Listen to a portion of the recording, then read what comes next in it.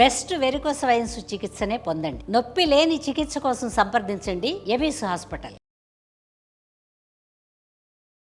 నమస్తే అమ్మా. నమస్తే అమ్మ. అమ్మ, ఇప్పుడు కొంతమందికి దేవుడు వస్తాడు నాకు అంటూ ఉంటారు కదా, అంటే పూనకాలు వస్తారు, గ్రామ దేవతలు వస్తారు నిజంగానే అని అంటూ ఉంటారు. అది ఒకవేళ సైకలాజికల్ డిజార్డరా, వాళ్ళ ఆలోచన నిజంగానే వస్తారా? కొంతమంది భవిష్యవాణి చెప్తారు. ఇప్పుడు చూస్తాం, రాబోయే ఆషాఢ మాసంలో భవిష్యవాణి కూడా పచ్చికొండ మీద నిలబడి చెప్తారు. అదంతా నిజమే అంటారా? అమ్మ, దేవుడు మా మీదకి ఆవేశించాడు అని వాళ్ళు చెప్పేది వాటిల్లో నిజాలు ఎంతవరకు ఉంటాయంటే భూతకాలందంతా నిజం ఉంటుంది, అయిపోయిందంతా నిజం చెప్తారు. ఇప్పుడు నువ్వు వచ్చావు అనుకుని నేను ఎప్పుడు చూసుండదు అమ్మాయి, ఆ అమ్మాయి కానీ అబ్బాయి కానీ నిన్ను చూసుండరు, కానీ నీ చరిత్ర అంతా చెప్పేస్తాడు.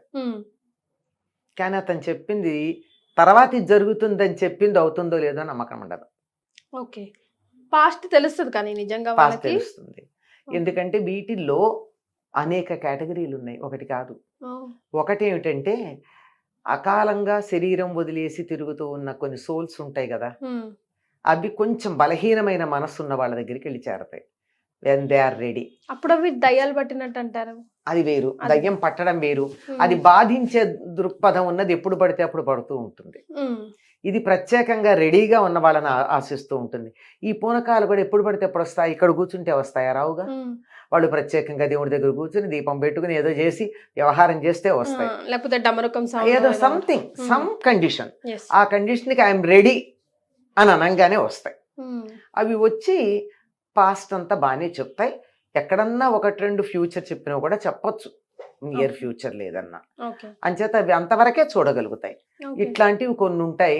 మీరు గమనించినట్టయితే ఇట్లా కరెక్ట్ గా పాస్ట్ చెప్పే వాళ్ళు ఎవరు ఉంటారో వాళ్ళెవ్వరూ కూడా చాలా ఆరోగ్యంగా ఏమి ఉండరు, సన్నగా చాలా నీరసంగా కనపడతారు. అందులో ఈ చెప్పిన తర్వాత మరీ నీరసం అయిపోతారు. అందుకే వాళ్ళకి ఏం చేస్తారు, వెంటనే పానకం ఇచ్చేయండి అంటారు, దేవుడికి నైవేద్యం పెట్టి. అంటే బెల్లం నీళ్ళు ఇచ్చేటప్పటికల్లా వెంటనే ఎనర్జీ వచ్చేస్తుంది. ఇవి చాలా వరకు జరిగేవి ఇవి. ఇవి కాక కొన్ని క్షుద్రదేవతా శక్తులు ఉన్నాయి. క్షుద్రం అంటే అవేమి పనికిరానివని కాదు, హయ్యర్ లెవెల్ కాదు, పరమాత్ముడు కాకుండా, అల్టిమేట్ కాకుండా వాళ్ళ కింద ఉండేటటువంటి వాళ్ళని అర్థం.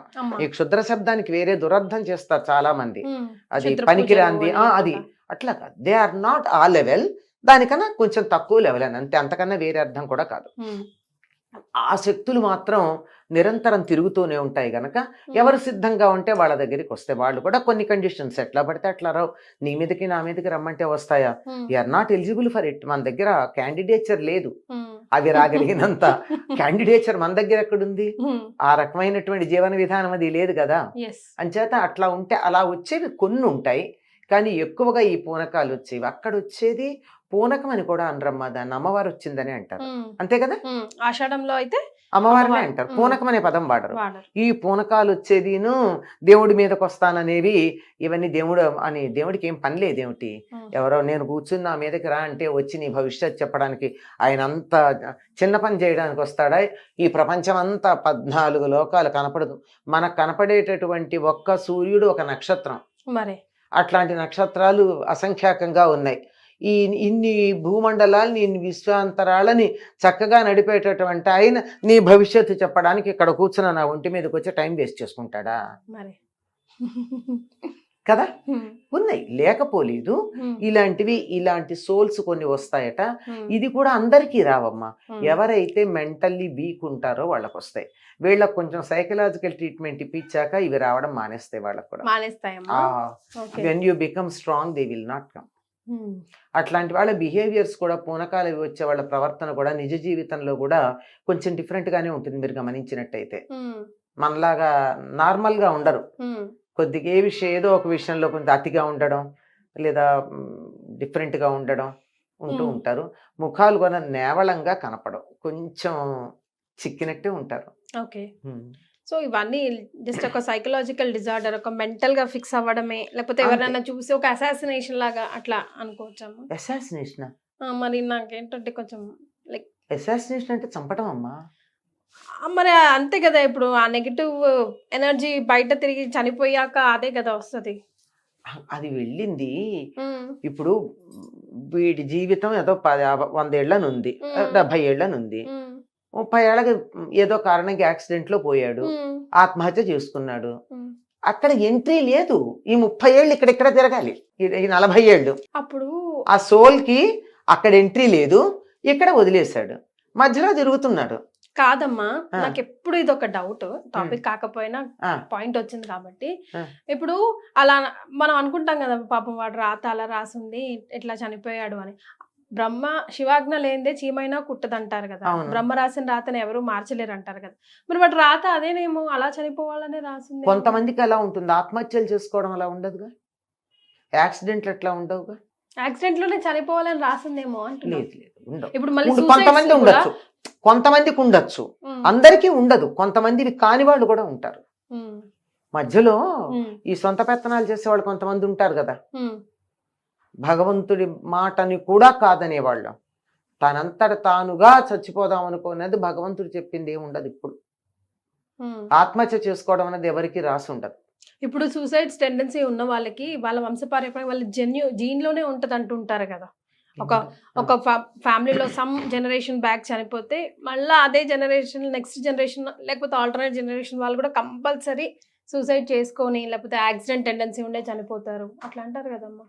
అట్లా అనేం లేదమ్మా, నాకు తెలియదు అట్లా. ఎందుకంటే ఒకవేళ ఏదైనా కొన్ని శాపాలు ఉంటే వంశాలకి అలా జరుగుతాయి. జరుగుతాయేమో. శాపాలకు వంశాలు ఉంటే అట్లా జరుగుతాయంటే ఇట్లా జరిగే వంశాల్లో పుట్టే కర్మ చేసుకుని ఉంటాడు వాడు. ఉమ్, అది అట్లా ఉంటాయి.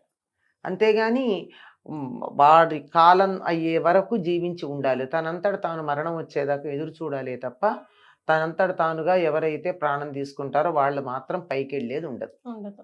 వాళ్ళు వెయిట్ చేస్తారు ఉమ్, వాళ్ళ షెడ్యూల్ టైం దాకా.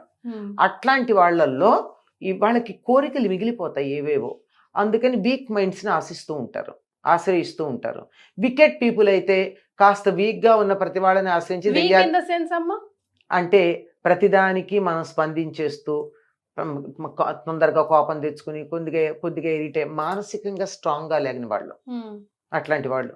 ఉమ్, నేను ఒక మాట చెప్పాను అనుకో, వినేస్తారు, ఉమ్, నమ్మేస్తారు. ఉమ్, ఇది మంచినీళ్ళు కావమ్మా అంటే నిజమేనంటారు.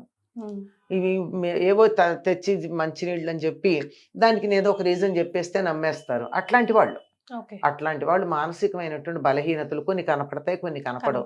చాలా స్ట్రాంగ్ గా కనపడే బలహీనలు కూడా ఉంటారు. అట్లా అంటే బయటపడకుండా అనేకం ఉంటాయి. అట్లాంటి వాళ్ళని ఆశించి తమ కోరికలు తీర్చుకోవడానికి వస్తారు. అవి దెయ్యాలు పట్టడం, భూతాలు పట్టడం అంటాం మనం. అవి కాకుండా ఏదో ఒకటి ఒక మంచి పని చేసైనా మనం ఉద్ధరించబడాలి అనుకునేటటువంటి వాళ్ళు ఇట్లా రెడీగా ఉన్న వాళ్ళని ఆశించి దేవుళ్ళ పేరుతో వస్తూ ఉంటారు. లేకపోతే వెంకటేశ్వర స్వామికి అమ్మవారికి పనేం లేదా అమ్మా, మన ఒంటి మీదకి వచ్చి అమ్మవారు వస్తుందిట, ఆవిడ ఒంటి మీదకి అంటే అదో ఒళ్ళు పెరిగిందో పెయ్యి పెరిగిందో ఏదో అంటూ ఉంటారు. అట్లాంటివన్నీ అవి జరగడం కరెక్టే, కానీ చెప్పిన విషయం మాత్రం అది కాదు. అది నేను చెప్పేది. వస్తూ ఉంటాయి చాలా కేసులు చూస్తాం కదా ఇవన్నీ. దాన్ని ఎలా టోన్ చేస్తారు అమ్మ వాళ్ళని మీరు?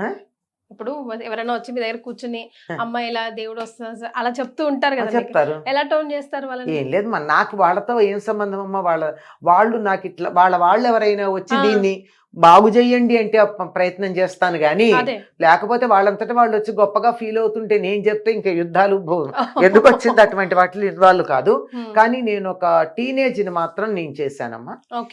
అమ్మా నువ్వు మళ్ళీ ఎప్పుడు నువ్వు ఏ కండిషన్ లో ఉన్నప్పుడు ఇట్లా వస్తుందంటే, she told about the condition. నువ్వు ఆ కండిషన్ ఎప్పుడు తెచ్చుకోకు అని చెప్పాడు. ఇప్పటికి కూడా కావాలంటే అమ్మాయి పెద్దదైంది, ఇప్పటికి కూడా కూర్చోబెట్టి నీకు నువ్వు అది పాస్ట్ చూసి చెప్తావా అంటే చెప్పగలదు, కానీ ఆ తర్వాత 2 రోజులు లేవలేదు, నీరసపడుతుంది. పాస్ట్ ఎందుకు, బాధపడడానికి తప్ప. ఫ్యూచరే కదా కావాలి. ఫ్యూచర్ ఎందుకు అంటే ఏదన్నా తేడా వస్తే నిరాశ, ఎక్సైట్మెంట్ ఉండదు. You will not have the thrill, wow feeling ఉండదు. ఏదన్నా నీకు మంచి జరిగితే తెలిసిందే కదా అనిపిస్తుంది, తెలియకుండా వస్తే ఉండే ఆనందం ఉండదు. ఫ్యూచర్ తెలుసుకుంటే థ్రిల్ ఉండదు, పాస్ట్ తెలుసుకుంటే ప్రయోజనం ఉండదు. Done. Be in the present. Be in the present. Yes. Thank you so much, అమ్మా. ధన్యవాదాలు. నమస్తే అమ్మా.